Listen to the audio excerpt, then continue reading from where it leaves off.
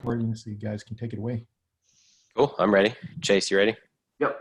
All right. So you just want to go ahead and get started, Phil? Yes. All right. Well, thanks, everybody, for joining. So today we're going to be talking about C2s, different types of C2s, as well as the C2 that Chase and I and a few others on the team have built. Chase and I built most of the infrastructure, the back end, the agents, all of that. And why we did it and kind of the future of Deimos C2 as it moves forward. So the obligatory introduction. My name is Quentin Rhoads-Herrera. My Twitter handle is ParagonSec. Been doing pen testing for a while, exploit development and research, and a lot of other things that really aren't important, like being stationed in Alaska in the freezing cold for no reason. Chase, do you introduce yourself? Yeah, my name is Chase or Charles Dardaman. Been paid to hack for a couple years now. I really hate software, so I like to break it and try to figure out what's wrong with it, so I can just keep breaking it. And then I like to write tools that break things, as well as like reverse and just kind of help people with offensive tools. Yeah, and I like how really white Chase is in this picture. He's almost translucent. Almost. So, going into the pen testing world or the offensive security world, red team, talking to individuals from, various levels of experience, from, just walking through the door at college saying, hey, this sounds really good, to, hey, I've been doing pen testing, red teaming for 30 years. Sometimes you find that a lot, people still don't understand what a C2 is, right?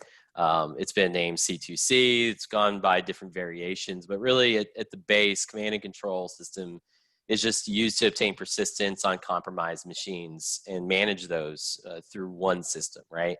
Metasploit, as an example, is a C2 with, pre-exploit or an exploitation portion to that, right, to obtain that access.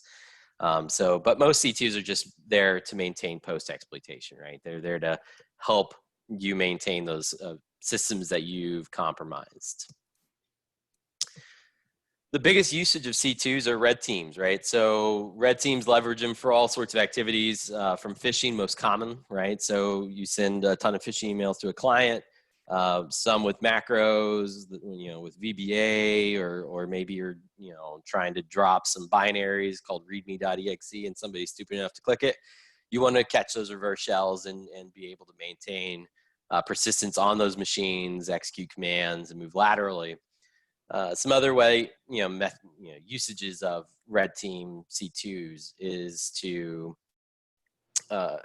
easily use advanced techniques, right? So if we think about things like Mimikatz or dumping LSAS or LSA secrets, right? There's tools out there all over the place on GitHub that can do it, right? But it's sometimes easier just to have it all centralized under one system so that you're not having to go use 5 different tools to achieve the results that you're trying to get.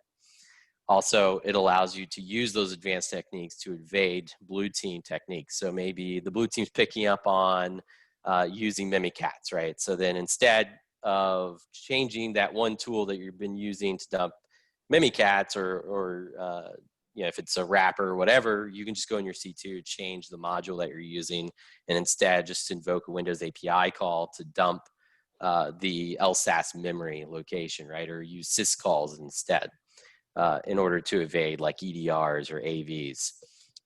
Pen test teams, there's no difference, right? I mean, a lot of times people think C2s are just for red teams. That's all it's supposed to be there for, but pen test teams can also use them. If you compromise one device, you can put your own agent on that device and then start moving lateral, collect loot, or what we call loot, right? Collect data like passwords and keys and save those in a central place that can be used later on in other post-exploitation activities. Doesn't necessarily just have to be for red teams. There's a lot of argument in the community around C2s being released or red team tools in general being released. However, there is a blue team usage to C2s. If we look at breach attack simulation tools that are coming up in the marketplace today, effectively they're C2s that are just automating a bunch of stuff, right? It's really all they are. They've taken a C2, they've made automation scripts, and they're launching these, scenarios against defenses, right? So, I mean, that is the same concept that blue teams can use with open source C2s, right? There's also been other open source breach attack simulation tools, but let's say you take Powershell Empire, you take Deimos, or any of these other tools, you can effectively use them as a blue teamer to test the effectiveness of your defensive controls, as well as how fast are you going to alert upon the actions that that C2 is taking against your environment. So this is a really critical piece. When we open source these tools as red teamers, we're doing it partly to share our knowledge base with the offensive security community, but also the blue team community as well, so that they can look at the code, they can understand, they can use it against a simulated test environment, or if they don't have that, one physical device or sampling of devices within their infrastructure, and really test out, can they defend themselves against that type of tool? Because we hope that as these tools evolve, they're taking new techniques, new paths into executing the same command just in a different way. And so if you can catch that same command being executed in a different way, overall, you should have a pretty healthy blue team infrastructure. So to that point, there's actually an absolute ton of C2s out there right now. So this isn't a new concept. You've seen it from Metasploit framework, which runs a very basic C2, to newer stuff like Us or Covenant that's been out. If you go to the C2 matrix, you'll actually see a whole, they have 50 something of them now that they've been trying to catalog to see what each one does. Some of them are more POCs, and other ones are full-blown C2s that have a lot of development time into them. So one of the main ones that you guys would have probably known already is Powershell Empire. So Powershell Empire started out by SpectreOps, and their goal was to create a C2 that would show that PowerShell had no or very little security around it at the time. It was CLI based, and basically everything was PowerShell based on Windows with a Python server. And so they ran that for years. I don't remember what year it started, but they ran it for at least 5 years. And then they realized, and Microsoft caught on, they started adding PowerShell logging. You see all the EDRs and AVs are now catching PowerShell that are triggering. Like, you're going to, even your basic SOC analysis is going to catch, is encoded thrown on a PowerShell command, right? That's all because of how prevalent PowerShell has been, from red teams to actual malicious actors using it. So this Powershell Empire is actually Powershell Empire is a great example of an open source C2. It was actually deprecated mid last year because they realized that, or SpectreOps deprecated because it reached the point where PowerShell is being watched now, right? And so another group of people, BS Empire, took Powershell Empire, converted it to Python 3 and added UI, and they're continuing to open source and development, but they're just not associated with the original creators of it. So this is what the base Powershell Empire looks like, right? If you've used Metasploit before or any other command line tool similar, you'll recognize this, right? You're going to do everything from here. There's no great way to look at your data, but it will work, right? And it's quick to develop. And then the Star Killer is actually the UI that was put on after it was deprecated by the new team. And you can see they're trying to make it easier to use, because a lot of command line tools can have a learning curve for people, as well as harder to visualize mass amounts of data. So the other end of the spectrum is Cobalt Strike. I'm sure most people in here have heard of it. If you haven't, it was created in 2012. It's a paid C2. So it costs about $3,000 a seat.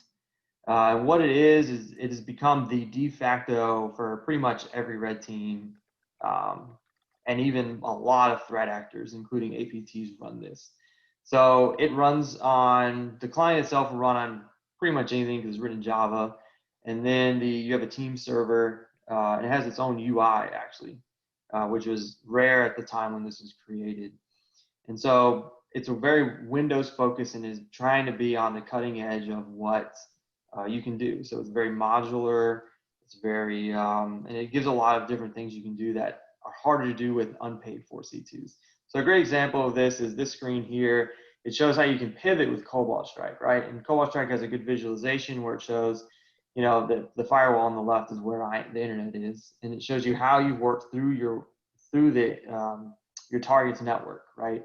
What you've done and how you're working through it, and how everything connects back to you in a visual sense.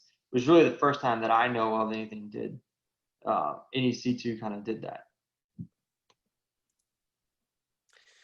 So as Chase was saying, there's, you know, two huge areas of the C2 spectrum. You have the open source community and then, you know, a few closed source, with closed source being kind of the Cobalt Strike is the leader. And the open source, since, you know, Powershell Empire has been deprecated and taken over, it's still really lacking in areas that we thought at, you know, Critical Starter Team Aries, Chase and I thought that we wanted to fix, right? You know, before 2019, almost all C2s, other than a handful like Cobalt Strike, were CLI based only. But they were also, you know, very hard to expand upon. If we think of Powershell Empire, its main focus was to land PowerShell commands onto a Windows-based machine in order to execute. Well, what if you were, you know, a Linux developer your entire life, you know, Bash, Awk, you know, Python, but you don't know PowerShell? Well, or let's say you even don't know Python, it's going to be extremely hard to expand your, you know, modules, your agents, because now you're going to have to learn this new language. And that was one hurdle we wanted to overcome. The second problem with the lack of flexibility is in what Chase and I realized when we first started down this journey. We actually started to develop Deimos as a Python-based C2 because both of us knew Python. What we realized extremely quickly is that Python has a lot of dependencies that are not native to Python, such as AES encryption. If you want to encrypt with AES on an agent, for example, on a victim machine and send that data back and forth encrypted with AES, you actually have to do a pip install crypto, whatever their new library is, right? Well, that means you have to install something on a victim server other than just your agent, right? Adding more complexity, adding more dependencies that may get you caught, right? And so we wanted to be able to have a program that was flexible enough that any language can be used, while at the same time limiting the dependencies that was required on both the server side or the C2 side as well as the agent side or the victim side. Another issue that we commonly saw was the lack of cross-compatibility across OSs, right? So Cobalt Strike obviously does support, you know, Linux, it supports Windows. Powershell Empire, though, was very focused just on Windows. Covenant, which I think has been recently renamed, it's also a SpectreOps project, has started to build in some cross-compatibility features. And we're definitely not the first to come across this, right? Sliver from Bishop Fox, as an example, is a Golang C2 that was built to operate across multiple operating systems because Golang has that capability. But the problem that we saw was that there was not an easy, ready to go and cheap, free, because I'm a very cheap person, you know, command and control system that allowed cross compatibility, right? We know that most organizations are Windows heavy, but they also have Rails servers, they have Macs, they have other versions of Linux, right? And what if you compromise their Windows environment, but their super secret sauce material is within the Rail environment, the Red Hat servers? And let's say you compromise one, now you're manually having to handle the post-exploitation of that, or you're going to have to get a whole nother C2 that supports Linux in order to maintain your access and pivot through those Linux servers, maintaining that post-exploitation. Another issue that we came across was the lack of multi-user platform support for command and control. We know that red teamers and pen testers, as our community grows and as the complexity to pen testing grows, hopefully, cross my fingers, that the common attacks like passwords, weak passwords still don't work. We know that people are working together, right? And it's pivotal that people work together, especially when we want to train juniors. We want to teach people how to use C2s, how to do more complex attacks. Now, Cobalt Strike has a team server. It's, has feature-rich capabilities, but it didn't have certain things that we would want in a multi-user platform. So we wanted some ability to be able to take notes, to comment back and forth with other red teamers that are on the same engagement, to be able to see what the other assessor is doing in the past through history notes on what activity did they do on that server. So one, we're not walking over each other, but also if they need help, right? We don't know everything as red teamers, right? Especially on almost every pen test I've ever been on, I come across new technology or new ways of attacking or approaching technology that I would have never thought about before. And sometimes it's easier just to, instead of sitting there reading an RFC or going through thousands of blogs, if somebody already knows the answer, having them on the engagement with you where you can just quickly turn around and ask them, hey, how would you go about this? And working together through that. So we really wanted a multi-platform support for command and control that allowed and supported the support of each other. Finally, it's really difficult for analysts to use CLI tools. I mean, I like to use the analogy Nano versus Vim, right? Nano, when most people walk into the Linux world, they use Nano because on the bottom it shows you exactly how to exit. It shows you all of the commands that you need to hit in order to use Nano, right? Where Vim doesn't. VI the same, it doesn't, right? You have to look it up. You have to say, okay, well, is it colon W? Is it colon capital W? What is it, right? And so I like to think the same thing with almost all CLIs. CLIs are great. They're easy to, they're quick to make because you don't have to have a front-end developer or wireframes or design. You just need some ASCII art and some prints, standard out and standard in. That's effectively it. Standard error if you're doing it properly.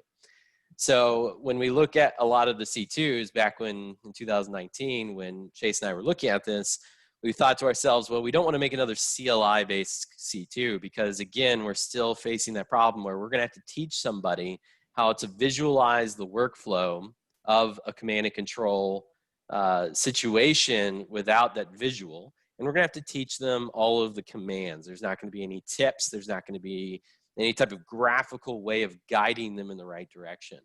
So that's definitely another problem that we wanted to solve.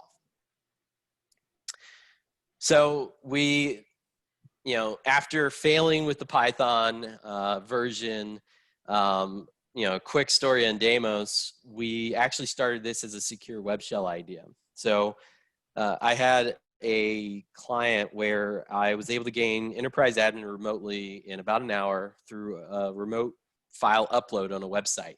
And looking around on GitHub, if you look at secure web shells or web shells, you see a lot of them are just simple, cmd.aspx and passwords, no way of really securing that attack vector, right? But I wanted a web shell still. So I created my own ASPX web shell that had a password, really long UUID version 4 name. And as we were walking up into the internal of this pen test, I looked at Chase and said, hey, you want to build a secure web shell? And about 6 months after that, we decided, well, I didn't want to write JSP, so we started writing binaries and then started going down the avenue of writing a full C2. And after Python and going through all of those issues I just listed, we decided that Golang was really the best method forward. And I must admit, when we started going down the C2 path, Chase did say we should use Golang, and I told him no because that was blasphemy at the time. I was a Python fan. So why we really wanted to develop another C2, because again, I said we started this with a secure web shell idea. We wanted to develop a way of just being able to dynamically create web shells that were secure, that you can upload and manage without really worrying externally from like an external file upload vulnerability without putting your client at huge risk. Well, we wanted to develop another C2 though to learn. The best way of doing anything in this industry, especially in the pen testing realm, is to do it, right? Just to get into it and figure it out as you go. I think everybody who's been doing pen testing longer than a year can tell you that Google has become their #1 friend, and then they have failed more times than they have succeeded. It's what goes along with the job. We also wanted to solve all the issues that I stated, and we wanted to save money. I could have easily just went and bought Cobalt Strike for the team and said, okay, guys, now we're going to learn Cobalt Strike and go forth and conquer. But I wanted to be wise with our funds, right? I wanted to be able to offer training and all sorts of other things that we could have done with that money. So with all of that in mind, we decided, well, why not? Let's create Deimos. Some of the benefits that Deimos actually brought to us after we were coming close to development that we really realized and came to fruition through all of that planning, those weekends that Chase and I spent up at the office drinking on a Saturday. Agents and modules can be built in any language, right? It doesn't matter. You can write an agent in .NET. You can write it in pure C, C++, as long as it communicates back to the listener in the way it's expected. And if you don't want to do that, you can write the listener, a new listener in Golang, and an agent in whatever language you want. And as long as it meets those two formats, it'll be fine. We also have our agents are supported on all operating systems to include mobile, which we'll go into mobile why we're going that path later on. Deimos is multi-user support, so we solved that issue. So we have commenting, we have the ability to take notes, we have the ability to, and it's ever extending. I have a lot more ideas for the multi-user support, but we have the ability to create backups, add more users, take away more users, multi-factor, a bunch of other user capabilities. Archiving, replaying capabilities was something I really wanted early on. If you've been in pen testing long enough, you've noticed that a lot of clients ask, well, do you have historical knowledge of what you've done during our assessment? Well, you can look, I have bash history, I can probably back up, maybe. Then I have my field notes, and it's all over the place, right? Well, with our C2, I wanted a centralized way to, one, track who executed what command on what host. We wanted to know if they executed a module, if there were errors in the program, the whole database, right? That contains what hosts, what data was exfiltrated, like passwords, maybe you downloaded files off of the client's network. We wanted the ability to archive it all. So we created, after watching the Avengers movie, we decided we were going to create a function called Endgame, which would just archive everything up. The entire Deimos C2 server would be zipped up and shut down. But what if your client then decided, well, I'm not really done yet. I still want to do a few other things. When you restart Deimos back up, you have the ability to replay that zip file. It will stand everything back up, obviously, except for the agents. The agents that you compile dynamically will still be there, but you'll have to get them on the servers still. But everything else will be there. The database, the logs, the comments, everything will be in place just as if it was the day that you archived it. And again, this is going to be open source forever. We're not going to make it sponsorware. We're not going to make it a closed version or enterprise version or pro version. None of that's going to happen. We're going to keep this open source for as long as Chase and I and everybody else who has contributed or wants to contribute, wants to keep it alive. So one of the things, again, that we wanted to solve was the CLI problem, right? Being able to introduce the C2 into the market that was easy for people who've never messed with the C2 before to use. So we needed a GUI in order to facilitate that. Some things that we really wanted to make sure we had was it needed to be able to be easy to understand the workflow of a campaign, right? Agents, listeners, web shells, loot, all needed to be visually easy to find for the user. We needed a dark theme because we're all basement dwellers for the most part. I'm sure a few of you like the light, but most of us like to live in the dark. We also wanted multi-language support. We know that not everybody in the world speaks English. So we wanted to support localization. So right now I think we have Chinese or Mandarin. We have, I think, Russian. Our front-end developer was from Ukraine. So we have some Russian in there, and we want to expand that ever so more. So people, if you're on this call and you speak other languages, add to the localization. We wanted it to feel as if, we wanted it to be usable regardless of what language you spoke.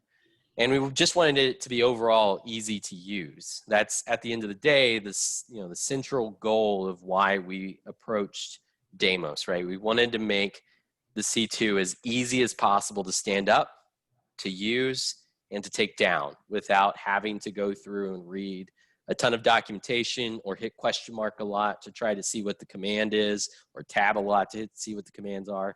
We just wanted to make it extremely user-friendly.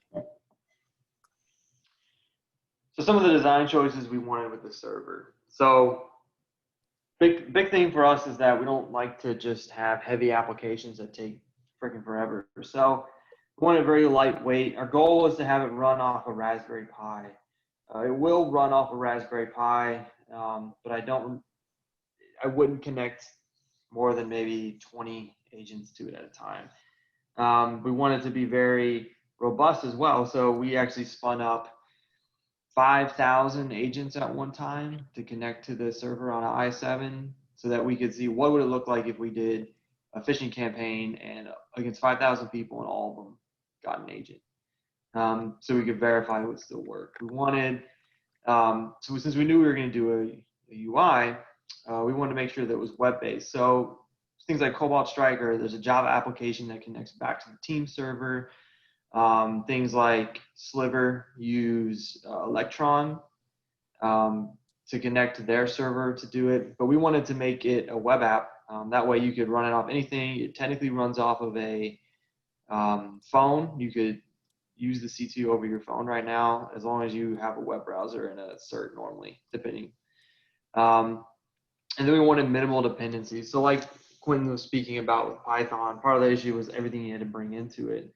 So we tried to write all of our agents in native Go so that there was very little dependencies, and it just made it a lot easier to bring in. We distribute it both as the open source and as binary format, so you can just download it. You don't actually have to know how to set it up other than just run it. And those are all important to us because once again, we're trying to make this as easy to use as possible, so that people can get into using a C2 without knowing everything about what built it. So like I said, this started off as a pie in the sky dream of making secure web shells. And one of the reasons that we decided to keep that was I read a blog, I think it was about a year ago, maybe it was less, where a Chinese operative or I don't know, ATP maybe, was using web shells as their method of maintaining access to victims. Because if you think about it, and it's actually pretty logical, if I have an IIS server running, I'm probably not doing file integrity on what is within my web path, right? I'm just trusting that the code there is good code. So if I upload shell.aspx, unless somebody goes back and actually checks to see what is in that file structure, they probably will never catch it. So currently today, we still support it, and we will continually support it because, one, I couldn't let go of the concept that secure shells was the thing that we were going to do.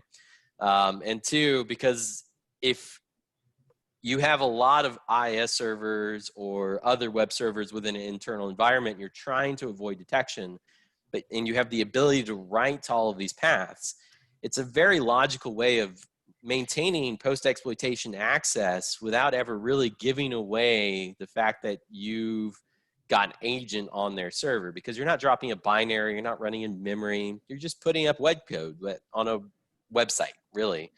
So right now we have ASPX, we have a broken PHP web shell that is broken because we were trying to make it one PHP web shell that supports both Windows and Linux, and I think we're having a problem with it trying to list the C drives or the drives of a Windows server, whereas Linux, you don't need to do that.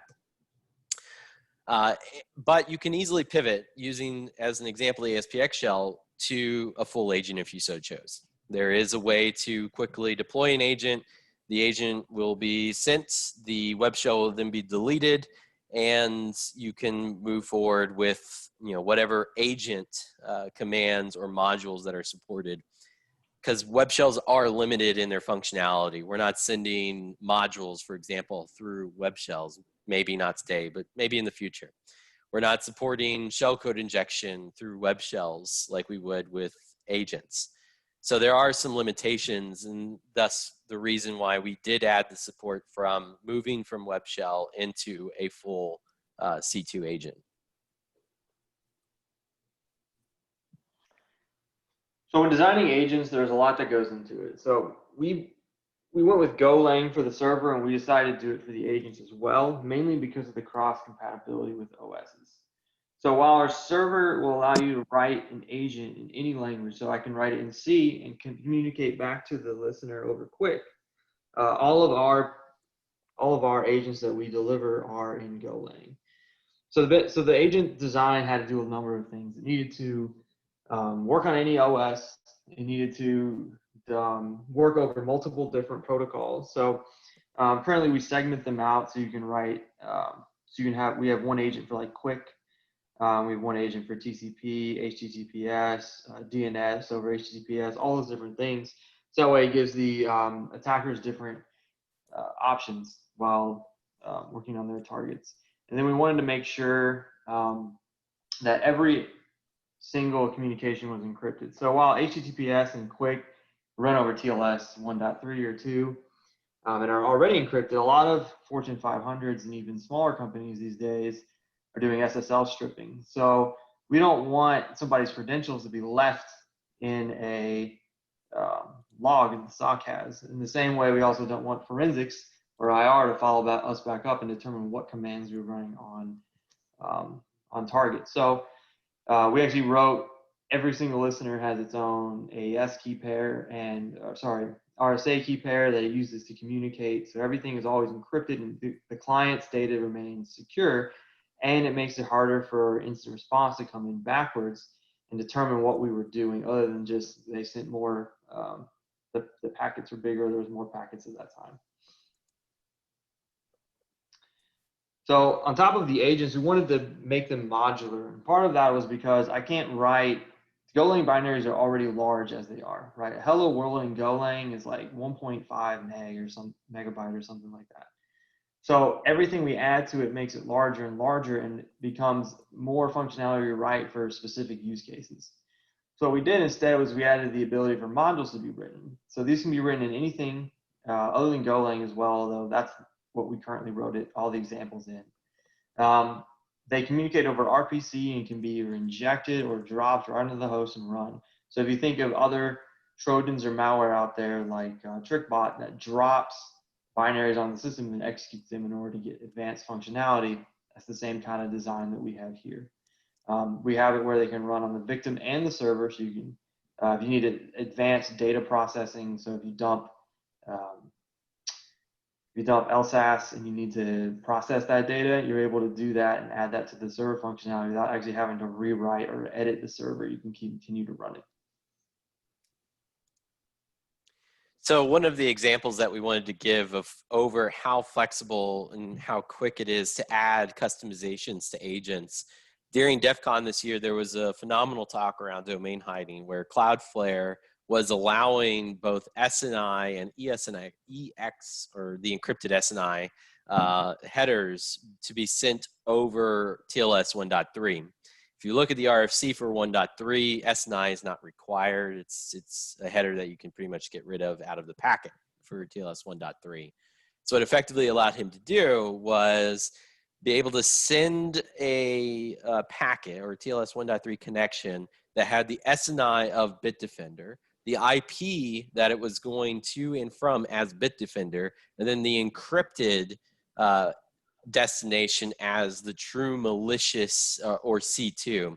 He actually wrote it for Deimos in an example that we then in about 3 days took and incorporated it quickly into the overall agent for HTTPS. And as you can see in the slide on the left, our payload is already dropped on the machine. It's talking back to us. However, if you were a blue teamer or a SOC analyst, you would see that really the destination is Bitdefender. It's not the malicious IP that I have set up. And there's actually no redirector in this example, right? So you would be thinking to yourself, somebody's visiting Bitdefender and sending a bunch of data. And there's a ton of people that use Cloudflare as their hosting provider. The great thing about our agents and the UI is that all I had to do is update some JSON, and we had the domain hiding toggle and those 3 little sections for entry. And that took all of a matter of about like 3 minutes due to our front end developer making it very modular to add or remove UI elements to certain areas. The backend code, we also added it so that it was dynamic. So now we have, you know, curly braces that says, you know, variable imports or something like that, where now you can just customize the imports per your technique. So the objective here was to show how quick we could add advanced techniques to agents without adding too much overhead to the server or the agent. We can dynamically compile custom code for certain situations. So similar to Cobalt Strike, one of the things that we needed was the ability to pivot internally. So oftentimes you get in through, on the external network, you get one device. So let's say we phish somebody, right? They have a MacBook. Well, I need to then pivot from them, and I got to their creds, so I need to go to a Windows server and drop an agent there. Well, I don't want that Windows server to connect straight back over the internet to my C2 because it's more suspicious, or maybe they've blocked the traffic on the firewall from that server out. So instead, pivot agents give us the ability to route traffic back through the agents that already exist on the network in order to keep the profile lower, as well as bypass certain firewall restrictions. So currently we support this over TCP. We're probably going to expand this to Quick because absolutely nobody monitors Quick right now. And the agents stay asynchronous, so that you have to keep that in mind if you're using it, because if you have a minute asynchronous time on your first agent and you keep adding a minute every time, you could have a very long delay all the way down 5 in your chain. But it is very useful because it keeps that suspicion down and makes it harder for people to notice what you're doing, because most incident response and SOC at this point still don't monitor east-west traffic. So you're able to stay under the radar for longer because there's only one box ever reaching out to the internet. So the same with modules. We, again, wanted it to be flexible. We wanted it to support any language that you currently know. So modules, as of right now, are all written in Golang because we were writing the entire thing in Golang and we didn't want to convert off of that. However, you can write them in .NET, C++, Python, whatever you want, because the modules are sent to the agent and then executed via JSON RPC, and that data is sent back to the agent, back to the listener. We have a server side and agent side support for modules, and we have this for a very particular reason. So let's say you have an agent or a module, excuse me, that you really just need to execute on the agent. You don't need to return any data.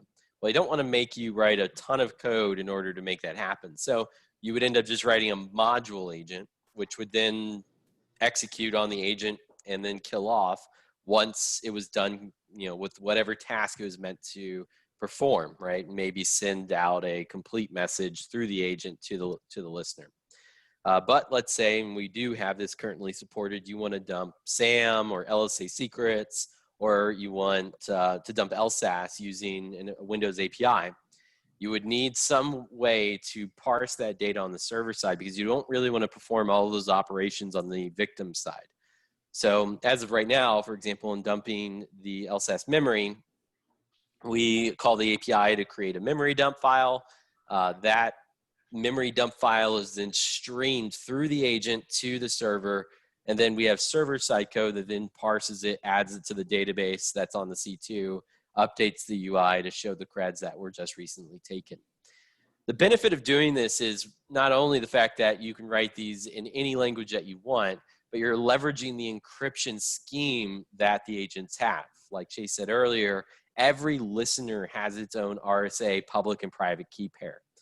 that allows us to make every agent rotate their AES key on every single call, making forensics extremely difficult, even if you are able to capture one of the public or the private key, excuse me, of that listener.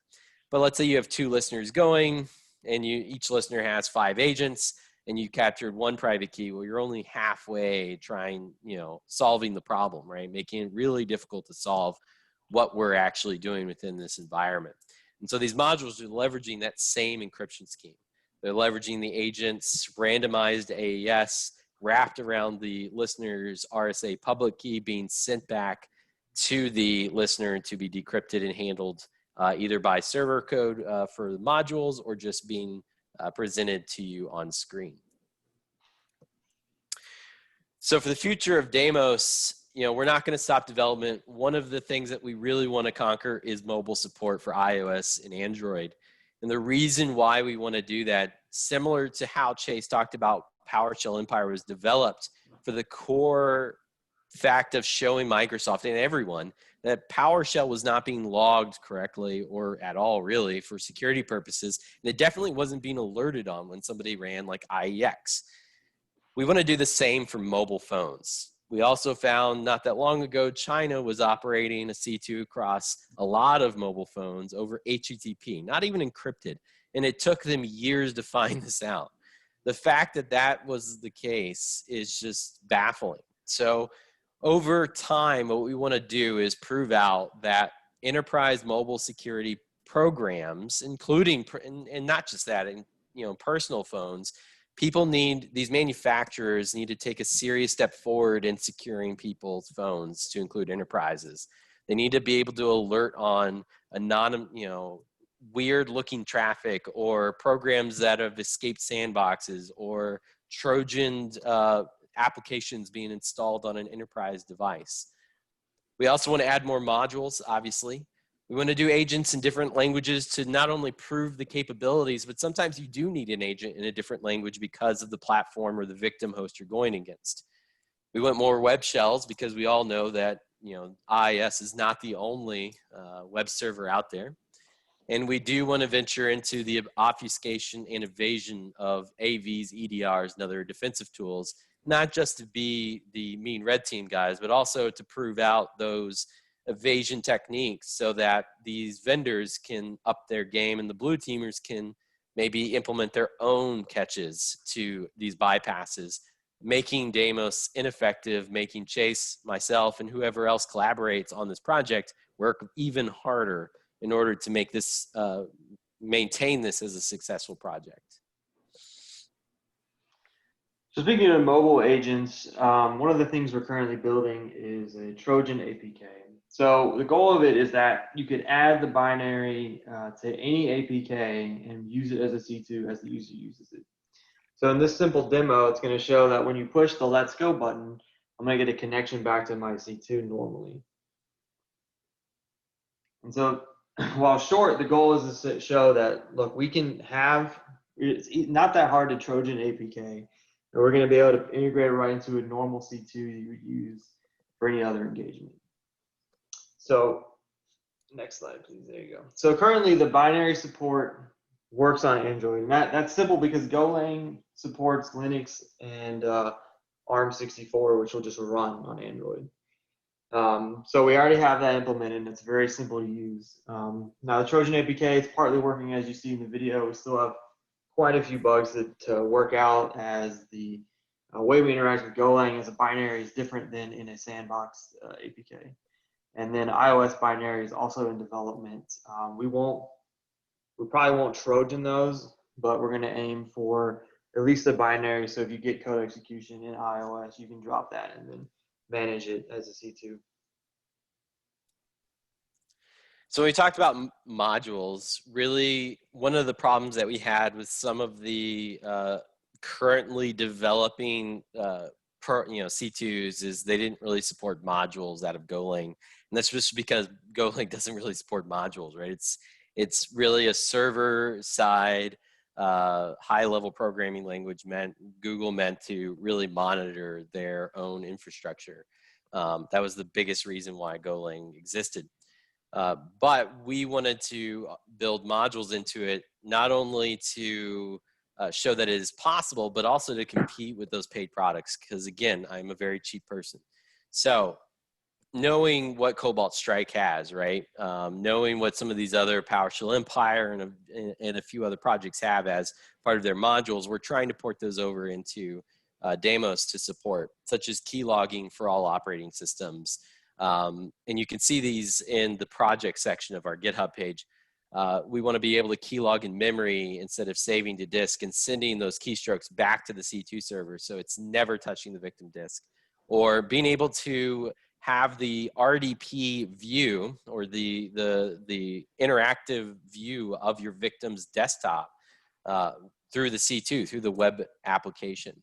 Memory dump for all operating systems, and anything else that really helps red teams succeed. And the same goes with blue teams, right? If you are a blue teamer on this call and you're really interested in knowing if this red team technique would work, build it in Deimos and try it out, right?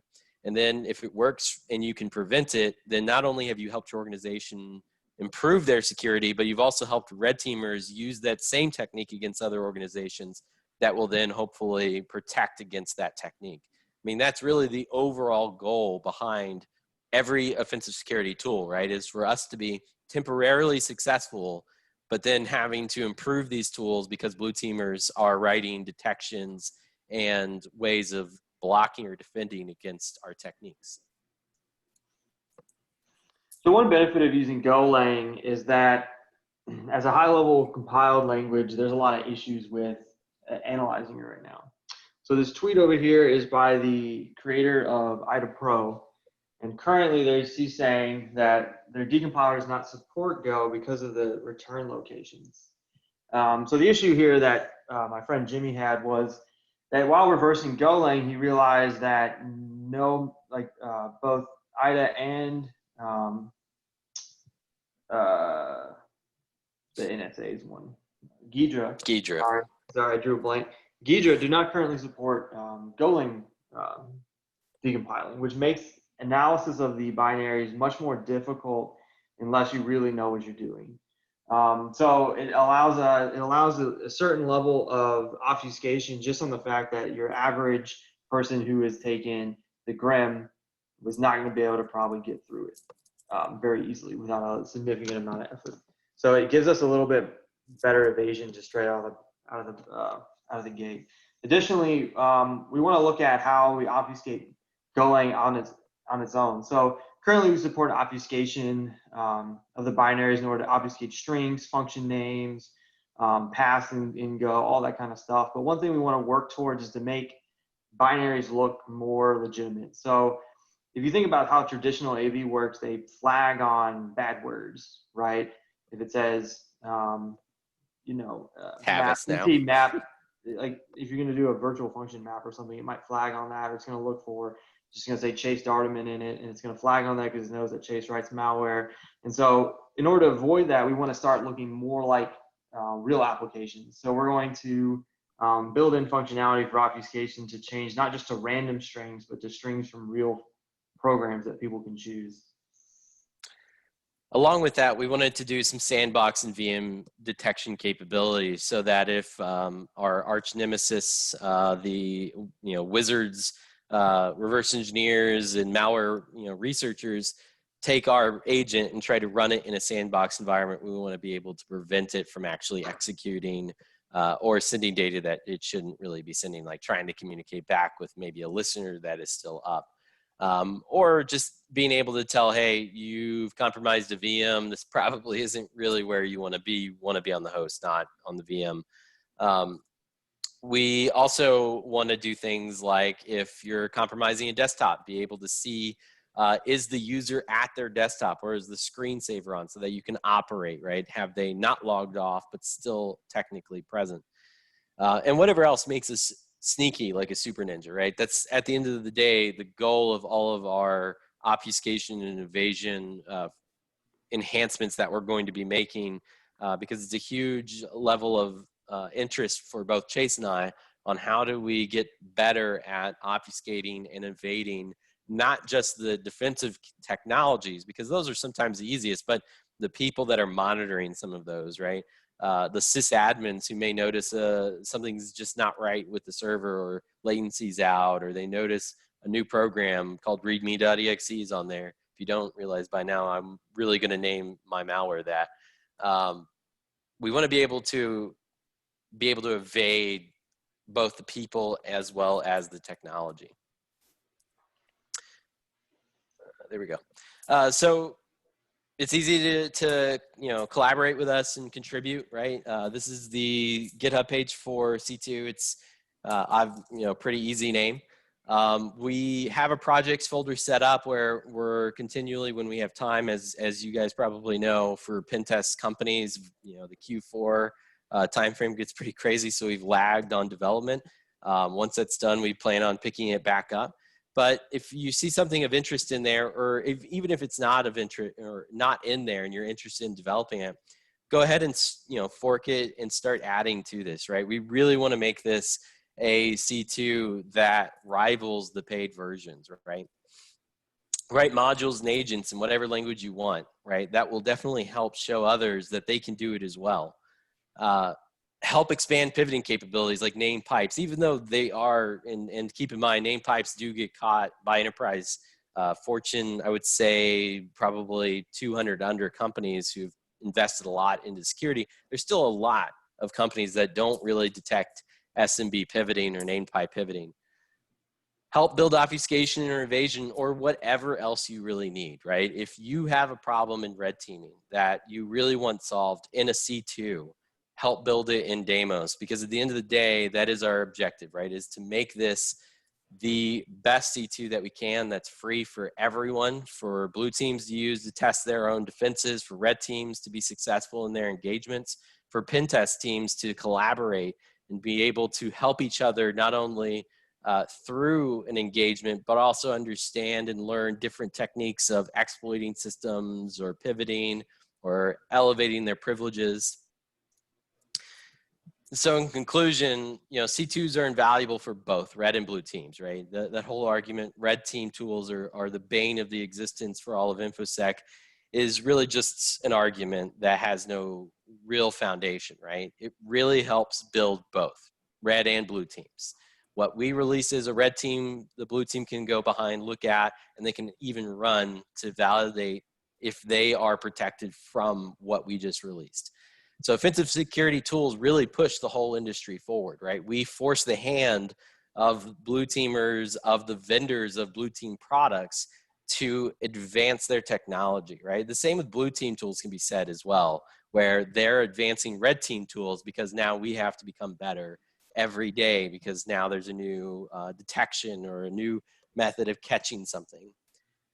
And what we hope you got out of all of this is that if you really want to learn something, doesn't matter what it is or how small or large of a project it is, if you want to learn it, it's better to just build it, just to do it. As pen testers will tell you, any of them worth any weight will tell you that we fail, like I said earlier, more than we succeed. But we learn by actually doing it, right? We've learned all of our tactics, our techniques through various pen tests, through various clients, through various types of organizations. So with that, thank you. I'll open it up for Q&A for Chase or I, or complaints as well, or welcomed. Pretty much anything you guys got.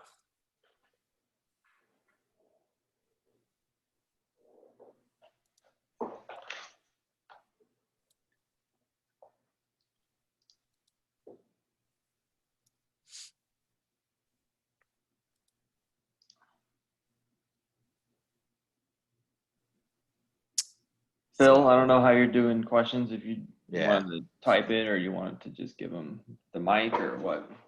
They typically type in or ask a question, but if anyone can Brian has his hand up. I Okay, can see people with their hands up. there you go. Go ahead, you can speak. Guys, Hey Brian. long time no talk. Hope all is well. I was really intrigued by that part you mentioned about East-West movement, and I knew you were kind of like it looked and sounded like you were tunneling things back across rather than outbound egress to the internet, which is more suspicious, right? And I don't know, I just kind of popped an idea in my head. I know you noted that SOC teams aren't really looking for east-west, but as that maturity continues to grow, have you considered anything else to make it look, for lack of a better term, less suspicious, less anomalous? And just kind of spitballing what kind of popped in my head was something along the lines of maybe, I know, if it's running with the right permissions, killing off a daemon temporarily and like proxying traffic to that daemon so it actually works, but still being able to tunnel through it. And then you've got everything from like a layer 3, 4, and so on. It still looks legit, but it's actually proxying and kind of, I don't know, demultiplexing, if you will, that traffic. Does that make sense? It's kind of hard to put in words. Yeah. So like hijacking like a socket or something like that. Yeah, something like that, you know, and it would really make it a lot more covert if you were able to do something like that, or at least hypothetically anyway. You can hijack sockets in terms of, and people applications use that currently in order to keep uptime for certain things. But the issue with that is it will take down whatever you were using, first of all, unless you mimic it. And then secondly, most of the time it's not worth the extra effort. So if companies get to the point where they all monitor east-west traffic, then you can continue to move to like things like Quick, which people don't monitor Quick externally most of the time now. And then you can continue to do new protocols or different things like that that aren't quite analyzed. Yep. And that will be a better use of your time, because right now the current state of things is that I can probably count the number of companies I've pen tested that monitored east-west traffic on one hand. Okay. They just really just don't do it. That's Or if they do it, they don't monitor it after they do collect the data. Yeah, and to add on to that, companies a viable option, I guess. I mean, for what you can already do, the amount of effort you would put in to get this additional functionality is really not justified, you're saying. correct. Okay. Yeah, not for a generalist amount. Like if you were doing a very specific pen test where they wanted something that covert, you could do it. But I wouldn't build it for a general case because you wouldn't be needed most of the time. Yes. Yeah. Okay. And a lot of the times, organizations such as Google make it extremely easy to do east-west or exfiltration because they're announcing like massive support of DOH or other things that make it very hard for C2's to really, or for SOCs to really keep up with what is being good traffic versus bad traffic. Okay. Yeah, that's cool. I like the idea, and that's I'm really interested you brought that up, because much like you said, if you get a proxy or firewall or something that's doing any content or packet inspection outbound, it's gonna your chances are probably gonna be more limited. And like you said, they monitor east-west a lot less, so they've got higher chance of success that way as well. Yep. Anyway, good job. I really enjoyed it. Great job. Thanks. Thank you.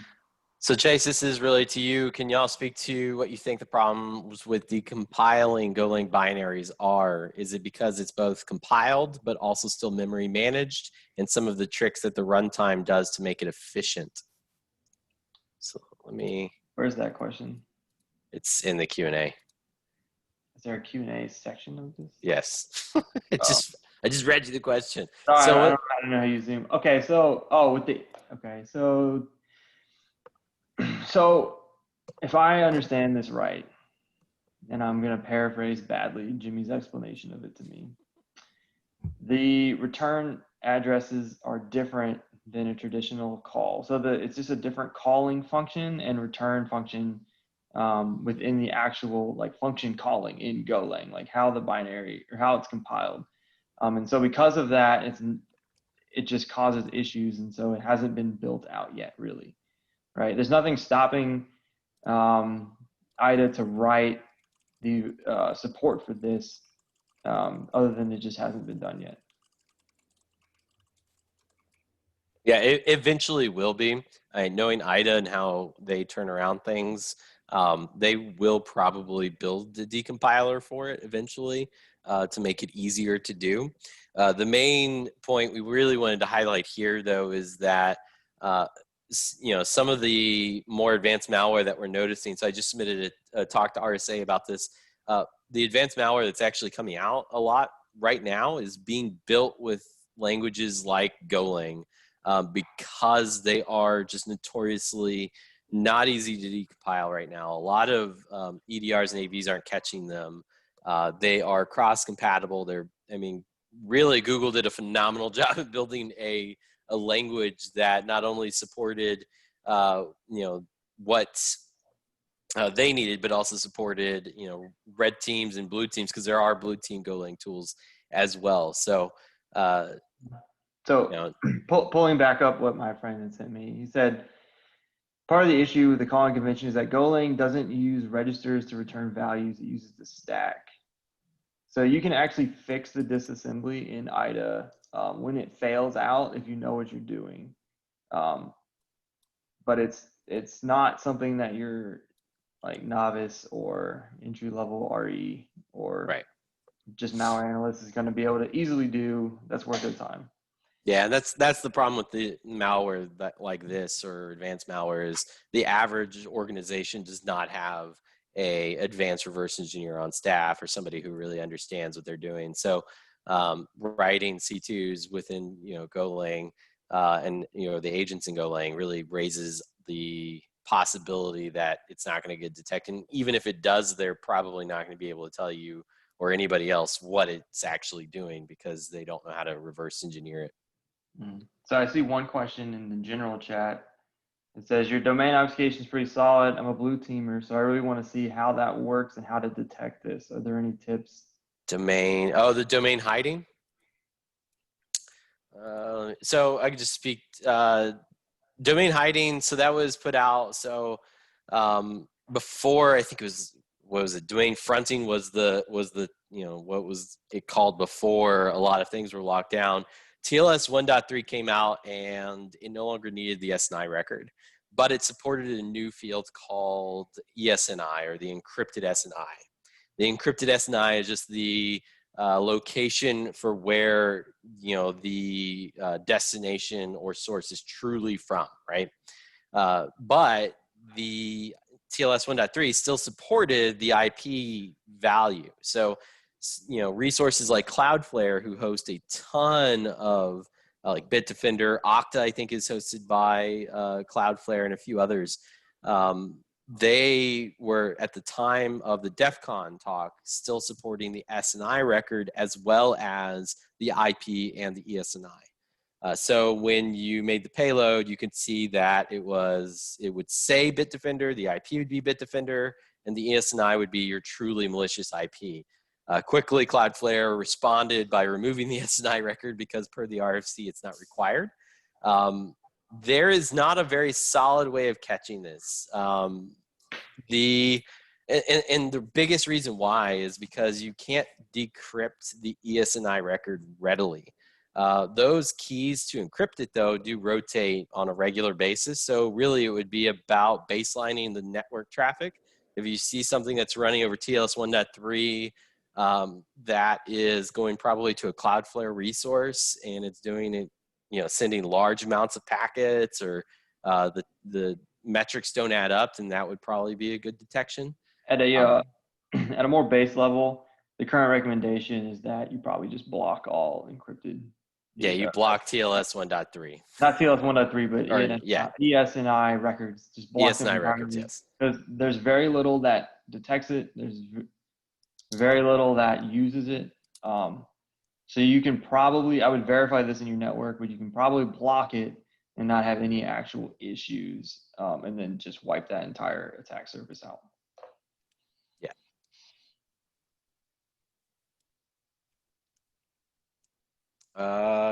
In the Q&A, can I get to know more about it in my free time? I'm guessing you're asking about like C2's, Mo. There's a ton of resources out there that are free. Some are paid. Just really depends on what you're trying to achieve. If you're trying to achieve to learn C2's, I mean, you could do things like Hack the Box, the free version, and use a C2 to manage those agents. I mean, you can use Deimos and drop a Linux binary on one of those agents to just hope somebody doesn't reset the box, because that would be a bad day. I'm trying to think. I mean, there's a whole list of resources. I mean, a lot of it's just I would recommend ours and just download it and run it. And then if you're curious on how parts of it are working, all the code's there, and you can just read and see how it was actually implemented. Because that's going to give you the best example of like, I can go to this location. If I want to see how the agent runs, I can just open the code up and then see that function. And that'll probably help you understand what's actually happening if you can read the code there. Yeah, and you can reach out to us if you have any questions over the code, or if you have an idea that you want to include into it. But yeah, I'm not sure if I think there's a centralized list of a bunch of free InfoSec resources somewhere. I think it's on a GitHub page. I'm trying to remember who actually did that. Is that SecList? Yeah, well, it might be SecList. You might be right. There's definitely a lot of people in this community that have their own lists of resources to learn. So keep in mind, if you're learning offensive security, it's a broad spectrum area that you will be you'll know a lot about a little, and you'll master none of it, right? I mean, that's just the nature of the game. Technology advances way faster than we can keep up with it. So the objective in my mind for learning how to do C2s or pen testing in general is just to understand what you've come across, take notes of what you've learned, and try to grow upon that list constantly. Not an iOS person, so forgive if this is a new question, but what's the issue with Trojaning iOS apps? Why the focus on just dropping binaries? Because of the sandbox. Yeah, they have. Yep. Yeah, it's really just because of the sandbox. Normally, you're not going to be able to get much out of it unless you have already broken out of that via either an exploit or more generally a jailbreak if you're doing it for testing purposes. So rather than mess with that, it would just be easier to just develop the binary. So if you have code execution, you can drop it and then use it to manage your iPhone instead. Yep. In terms of Discord channels, I know Phil has something. Phil, if you want to answer that. Yeah, Pwn School has a Slack channel, and that'd actually be a good place because you get on there, there's a lot of people from different areas of the industry on there, and they could probably share some different Discord and Slack channels that are useful. Yep. I can post in the link to our Slack channel. There's a lot of helpful people in this community. So don't ever feel afraid to reach out and ask. Ask people on Twitter. Yeah, Twitter's where we mostly hang out. You may get trolled once or twice, but it's all in good fun. Yeah. Generally, if someone wrote a tool and you're curious about how it works, people like to answer it on Twitter, so you can just reach out to them. People are surprisingly open for questions. Or you can go on blue team Discords and troll them with red team tools. Just continually develop new ones and drop them there until they kick you out. I feel like that's what Chase is going to do. I don't got that time anymore. I do it on Twitter.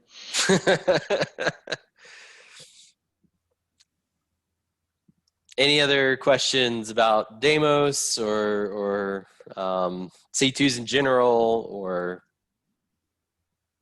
anything really?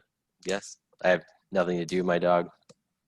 My dog's been fed. How are you testing Deimos? Do you have a CI set up? Oh man, great question. I do plan on making CI. I am very noobish when it comes to GitHub and its ability to do CI. So I'm when I get a free moment in my life, I do plan on looking at that. I know Sliver has that. What they do is they test the execution, or not the execution. They test certain functionality of their agents.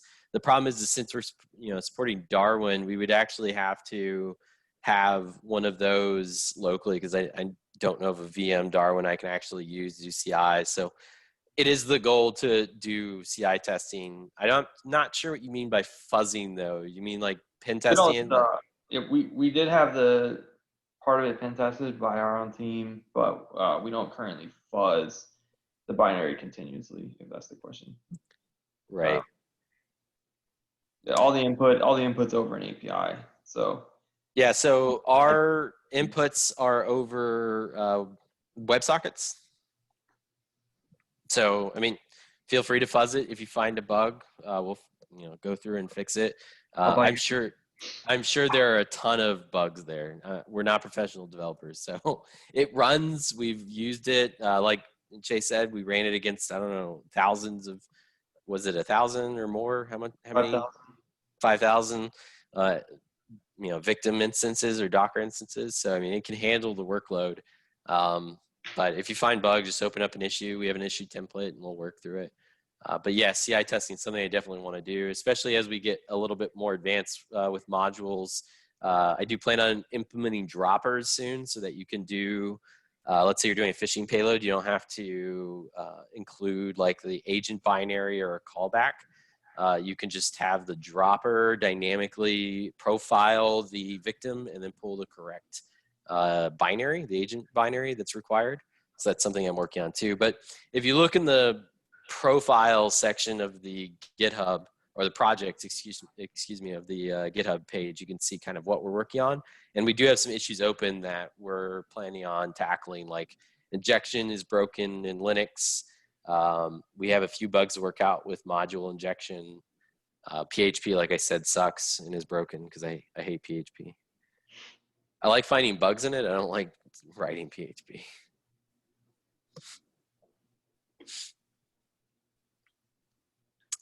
Any other questions? We also take complaints.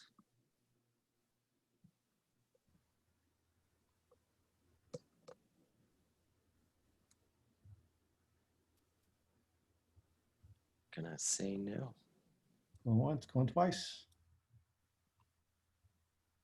We can put the, I'm gonna put this in the chat. I'm gonna put the, if I can figure out where my tabs are.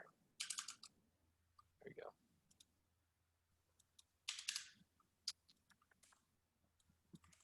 That's the GitHub. It was in the thing, but you can go look at it, take a look, fix it. If you find something that's broken or open up an issue, collaborate, add to. Really, like I said earlier, Chase and I's goal is to make this the best open source C2 that we can to rival Cobalt Strike is my goal. I want to make this as feature rich as Cobalt Strike if possible. But that's all I have. So if there's no other questions. Oh wait, how would you detect quick? Go ahead, Chase. It is its own protocol. You can, certain firewalls will detect it. Yeah. Any updated modern one should detect it. And then you can block it. If you block quick, it will downgrade to HTTPS. Yep. Back over TCP. Would a Palo Alto see it? I don't know. I would assume an updated one would. It does. Okay. I don't manage firewalls, so I have no idea. Yeah, the updated Palo Alto will be able to see quick protocol, but the common theme across, because it's so hard to detect and stop, is to just disable UDP 443 and the quick protocol effectively, and then it will just convert over to TCP. Yeah. So if you did run into someone who's blocking quick and you're using an agent running quick, it would downgrade to HTTP and continue to work so long as they didn't notice it in general. But your browser, Google Chrome, uses quick on all of the Google websites as well as some other third-party sites. So it's pretty prevalent at this point, even though it's not out of beta. Yep.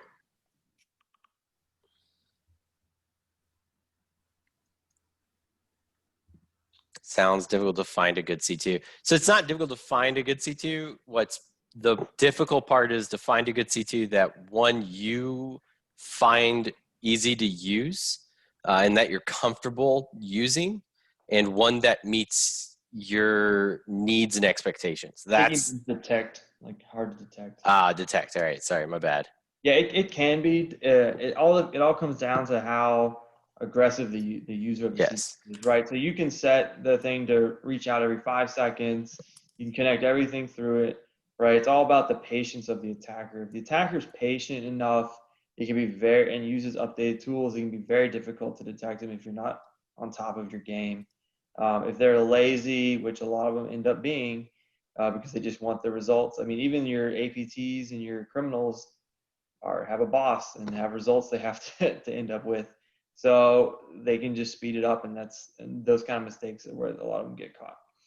Yeah, we have the ability to do delay, jitter, end of life of the C2, off hours, so that if you don't want the agent to be operating at a certain time, it will stay dormant until the time to operate comes up. And we did that so that you can be stealthy. But yes, a lot of bad guys are using Cobalt Strike. Truly malicious actors are using Cobalt Strike. Or any C2, they're really using it just to gain access, maintain that access, exfiltrate data, and then applying ransomware. A prime example of that is the Snatch team. They do it quite rapidly. They'll use Cobalt Strike. They'll find an exploit, gain access to your environment, gain domain admin, exfiltrate whatever they need, and then they'll just encrypt everything with ransomware, and then they'll obviously hold you for ransom. So they don't spend a considerable amount of time. The average threat actor, there are more advanced ones that will sit in your environment for years. So it can be hard to detect, but like Chase said, it depends on how the attacker really approaches it, or even red teamers, right? If your client's goal is to see, can you be detected? Obviously you're going to have to go slow, and yes, that does make it extremely hard to detect. And a lot of clients right now are just relying on endpoint protection to be the end-all savior for them. So if you can bypass, Cylance, Carbon Black, Sentinel-1, any of those, or all of them, then you're pretty safe, and you probably won't get caught unless you do something crazy like, send 1 billion packets to one server. And those EDRs that aren't signature based. So with obfuscation, you'll normally bypass signature based detection. So you're really looking at EDRs, which do are you injecting into memory? So last I remember, if you ran our C2 today on a Cylance machine, you would be perfectly fine until you tried to dump LSAS or inject into memory. Yeah. They absolutely would not catch you. And most of them won't catch you. So you could run tons of commands, do pretty much everything besides interact with memory, and go undetected. So yeah, so when we talked about adding detection and evasion, we do plan on adding things to bypass Cylance. We were recently looking into just calling the syscall itself to see if we could bypass Cylance and dump LSAS memory without ever being detected. There's hooking and unhooking of the AV or Cylance that's possible. So we do plan on looking further into that to make it a little bit more capable of bypassing some of those more common ways of detection, which LSAS dumping is the #1 way people get caught. I promise you. They'll use crack map exec and try to run Mimikatz, and that's it. The worst part is it'll work about 50% of the time. Yeah, that is true.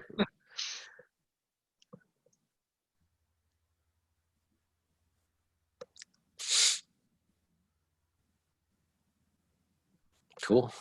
Well, thank you guys for listening to us, talk for over an hour.